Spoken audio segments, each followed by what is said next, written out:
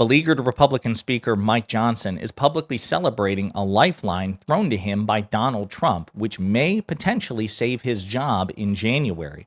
I say may because even after Trump's public endorsement, a major Republican congressman announced that he would still not support Johnson for Speaker. And given the razor-thin margins of the Republican majority, that may set both Johnson and Donald Trump for a major public humiliation in just a few days. But before we unpack all that, if you end up liking this video and you want to support the channel, please be sure to hit the like, subscribe, and alert bells before you go. All right, friends, we have several things to talk about in this video. Again, potentially setting up a looming major public humiliation for the current Republican Speaker and the president-elect, which I hope happens. So after weeks of ambiguity, non-committance, Donald Trump publicly endorsed Mike Johnson for the speakership. He said on Truth Social, "We are the party of common sense, a primary reason that we won, in a landslide, the magnificent and historic presidential election of 2024.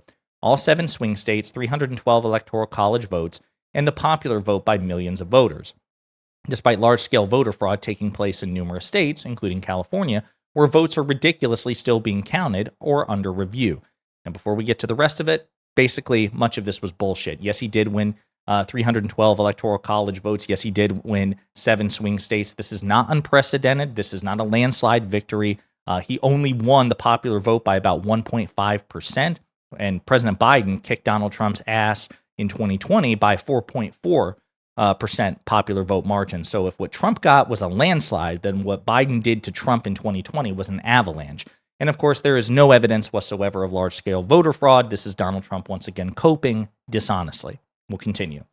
All won with ease, calm, and professionalism. Republicans are being praised for having run a legendary campaign. Democrats are being excoriated for their effort, having wasted $2.5 billion, much of it unaccounted for, with some being used to illegally buy endorsements, $11 million to Beyonce, who never sang a song, $2 million to Oprah for doing next to nothing, even $500,000 to Reverend Al Sharpton, a professional con man and instigator, who agreed to interview their Star-Spangled candidates, Kamala and Joe. We ran a flawless campaign, having spent far less, with lots of money left over. They ran a very expensive campaign, a very expensive sinking ship, embracing DOJ and FBI weaponization against their political opponent, me. But it didn't work. It was a disaster. Let's not blow this great opportunity, which we've been given. So again, more lies, more disingenuousness from Donald Trump, the allegations against Beyonce and Oprah and Al Sharpton, these things are inaccurate to say the least. There's been no evidence that the DNC paid for interviews, paid for endorsements, number one. Number two, the DOJ was not weaponized against Donald Trump. As you know, the DOJ under President Biden actually bent over backwards to avoid prosecuting Trump. As a matter of fact, one of my complaints and one of President Biden's complaints, and we may actually discuss this in a separate video, was that Merrick Garland dragged his feet, to say nothing of the fact that there are more prominent Democrats that have been prosecuted by the Biden administration than Republicans. So again, all nonsense. The American people need immediate relief from all the destructive policies of the last administration. Speaker Mike Johnson is a good, hardworking, religious man. He will do the right thing, and we will continue to win. Mike has my complete and total endorsement. MAGA. So that is Donald Trump publicly endorsing Mike Johnson, to which Mike Johnson says, "Thank you, Donald Trump. I'm honored and humbled by your support, as always. Together, we will quickly deliver on your American First agenda and usher in the new golden age of America. The American people demand and deserve that we waste no time. Let's get to work." Okay. Now, again, this is unquestionably a potential lifeline to a very beleaguered, very controversial speaker. Axios is discussing this. Mike Johnson faces January 3 hostage taking from GOP hardliners. Johnson is staring down a potential repeat of what his predecessor, Kevin McCarthy, had to go through 2 years earlier, a multi-ballot slog to attain the speaker's gavel. Like former Speaker Kevin McCarthy, Johnson could be forced to swallow unsavory demands from his right flank in exchange for their acquiescence. One House Republican, speaking on the condition of anonymity to describe sensitive internal dynamics, said that there will be, quote, a short-term hostage taking that Johnson will navigate. Quote, "Not sure if they deny the first vote or he will be forced to negotiate prior. I think there are already 4 to 8 ready to hold out at least until the vote," the lawmaker said.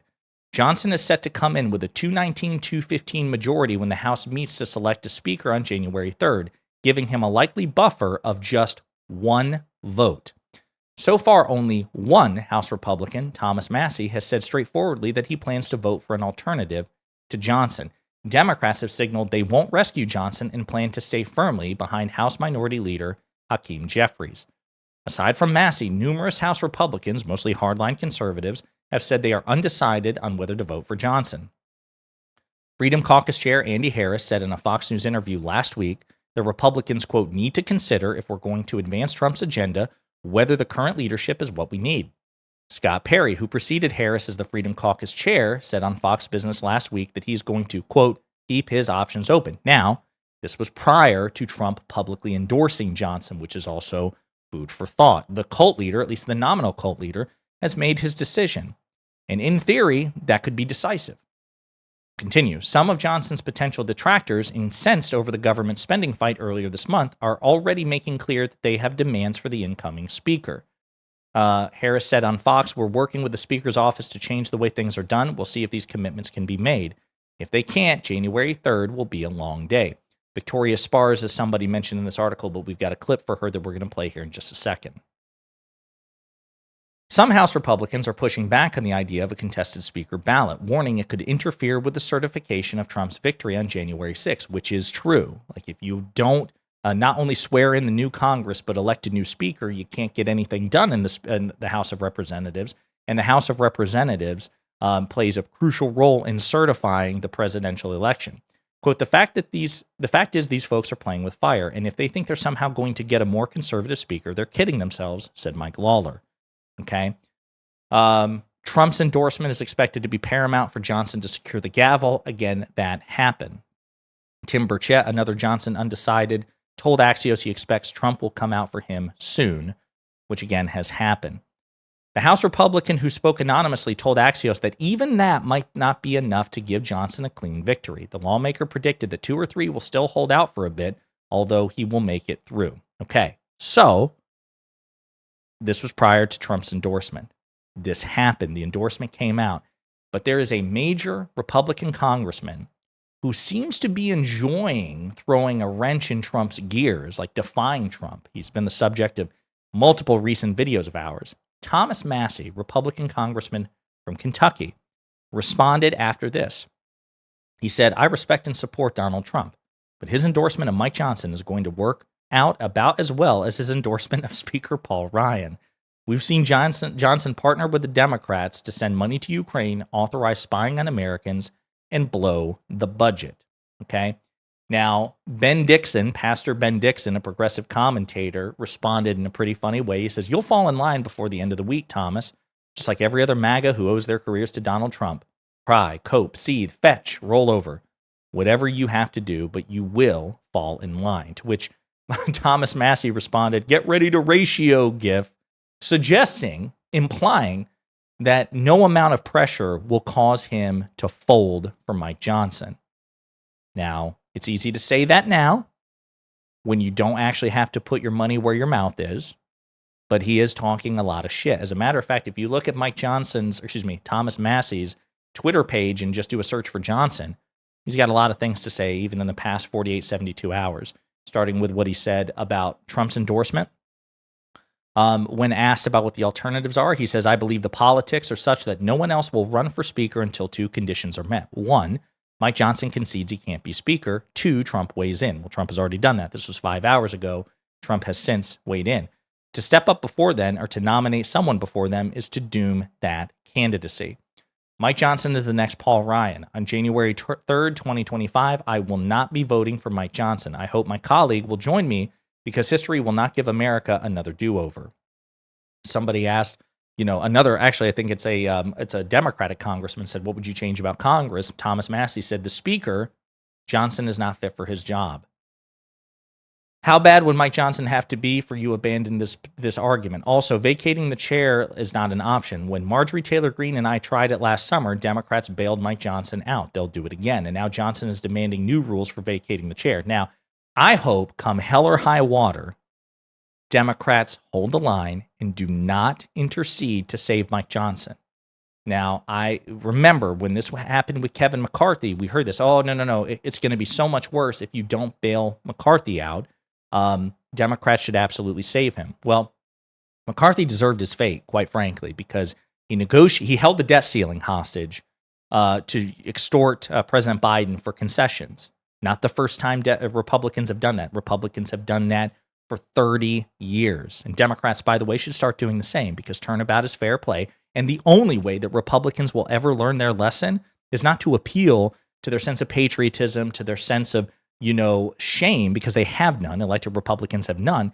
It's to use their own tactics against them. So we'll probably discuss this in a separate video, but I digress. So McCarthy used the debt ceiling to try to extort President Biden. He and President Biden came to a deal. He reneged on the deal, even though Biden held up his end. Then he, sent the government towards shutdown. He folded at the 11th hour. After refusing to negotiate with Democrats, he finally blinked. He folded in the staring contest and allowed the government to remain open. Then he blamed Democrats publicly for the entire situation. Democrats were right to say, screw you. You need to suffer the consequences and the wrath of your own MAGA base. They were right to do so. If Mike Johnson needs Democratic support, the only way that Democrats should even consider is if Mike Johnson bends the knee before Democrats and makes major concessions. And even then, I'm not sure that would be enough, because elected Republicans lie. They lie disproportionately to elected Democrats. Why would we trust Mike Johnson to keep his word? So I hope Democrats hold the line. But as that Axios article reported, in theory, there's only a buffer of one vote. So in theory, even Thomas Massie, in theory, could be enough to tank, Mike Johnson's vote. But we'll see what happens. I mentioned Victoria Sparse, who is one of the craziest Republican elected officials. Well, she went on Fox News and was asked by Will Cain about why she's not committing to backing Mike Johnson. And through the word salad, we're going to play some of it. This is what she had to say. Why are you not committed to Speaker Johnson as the next Speaker of the House? Well, I'll tell you, Will, I look at people's track record, and unfortunately, we will not be able to deliver on President Trump's agenda, as the same happened in 2016, because it has to be done legislatively if we don't have Speaker with the courage, vision, and a plan.